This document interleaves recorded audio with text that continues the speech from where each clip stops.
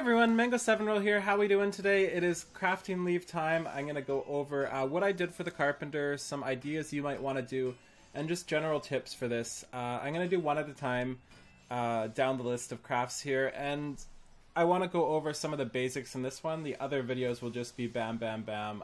Here's what you should do and what I think you should do. But this one I want to get some bases outlined here. So actually the first thing I want to show you is a spreadsheet I'm working on here. This is linked in the description below, and it is primarily here for my resource throughout the expansion. I want something I can look at all expansion in reference to every time I need to. I want something you guys can as well. So this is going to keep you updated with what's going on, the current things to do, crafting rotations, everything you can think of should be on this eventually. As of now, it's just a basic leave guide that I put together, so I'm going to go through that first. Actually, let's go through some things I want to add. So as you can see here, I want to add all the collectibles for each class that I think are fantastic to grind off of. I want to add requirements for each of the packs, so you can sell the 50 to 60 packs in packs to people and make a ton of gil that way. I want to add all my crafting rotations, macros, and that sort of thing once I get them more fine-tuned. I don't want to give you the bad ones I'm using now. I also want to add a video like this to every craft, and obviously optimal melds and that sort of thing. So literally everything you can think of. Also gathering and everything will be in here too. So anyway, this is what the initial phase of this looks like. Ooh, my coffee's ready. I don't know if you can hear that. The initial phase here. So the top route here is the most optimal way you can get from 50 to 6 or 60 to 70, not counting what sort of items you use.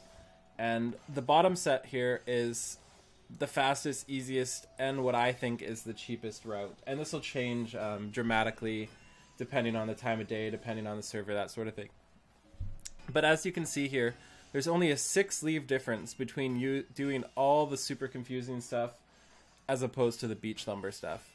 And that's actually, if we go over to like leatherworking here, you can actually almost do all the easy ones just for one more leave. So this is something to really keep in mind this expansion, is you don't want to just use the highest level leaves most of the time. You pretty much just want to grind the lower stuff. The XP difference just isn't there, and it doesn't really matter. So let's switch back into the game here. I want to show you why Beach Please is so good and why level 60 easy to do triple leaves are so good.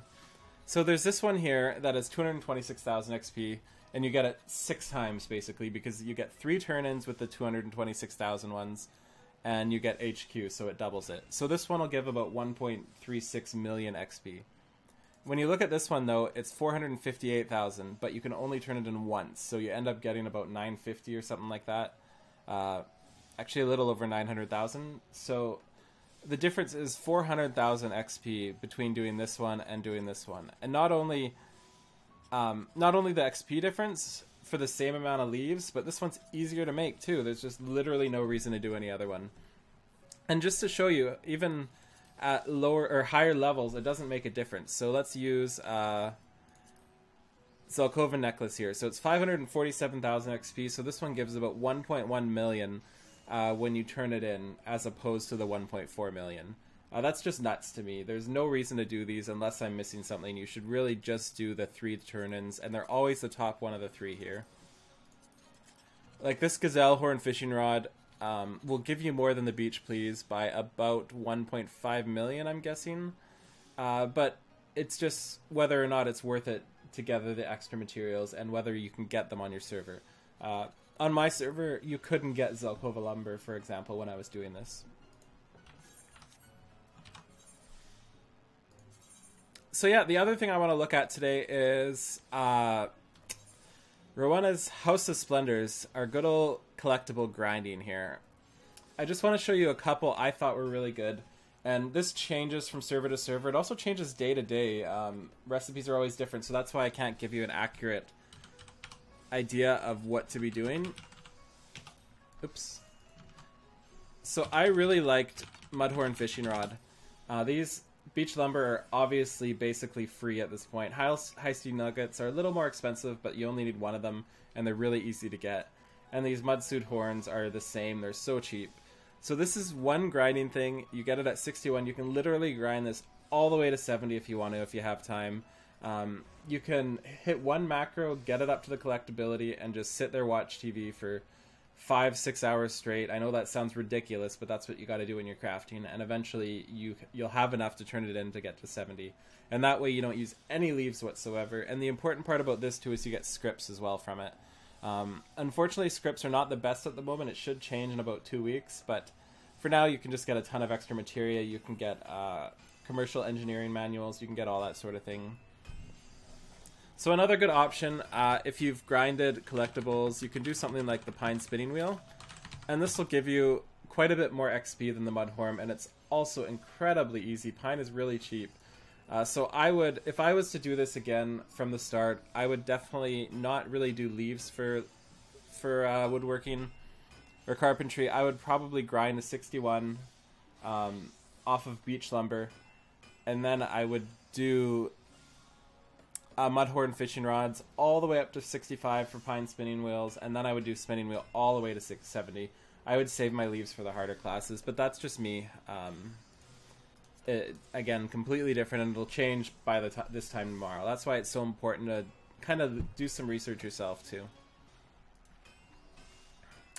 Anyway, thank you so much for watching. If this video or the spreadsheet helped you in any way, feel free to toss a subscribe, a like that way. It really helps me out. And not only does it help me out, but it helps the viewers out. The more of those I get, the more people see these sorts of things. And I like to help you guys as much as I can, so that's really important to me. Anyway, I hope I got everything covered. I'm sure I didn't. Anything else I can add to the spreadsheet later. Please keep track of the spreadsheet too if you are interested in my progress for the expansion. I will be updating things daily, so anytime something new happens, anytime I switch rotations, I will add it in. Anytime a new item comes out, I'll add it in, that sort of thing. So anyway, thank you so much for watching. Look forward to more of these coming soon.